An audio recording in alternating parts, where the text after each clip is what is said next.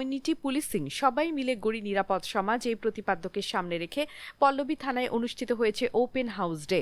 শনিবার সকালে পল্লবী থানা এলাকার একটি কমিউনিটি সেন্টারে বিভিন্ন পেশার মানুষের অংশগ্রহণে আয়োজিত এই অনুষ্ঠানে মাদক, সন্ত্রাস, জঙ্গিবাদ, চাঁদাবাজি ও কিশোর অপরাধ প্রতিরোধে সমন্বিত উদ্যোগের উপর গুরুত্ব দেওয়া হয়।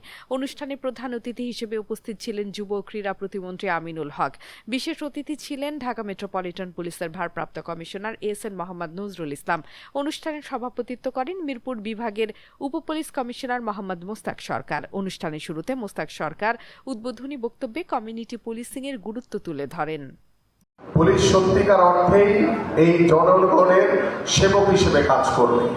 পুলিশ সত্যিকার অর্থেই আইন শৃঙ্খলা পরিস্থিতি নিয়ন্ত্রণে রাখার জন্য যা যা পদক্ষেপ রয়েছে সেগুলো তারা গ্রহণ করবে। আমাদের দায়িত্ব হচ্ছে তাদেরকে সার্বিকভাবে সহযোগিতা করা।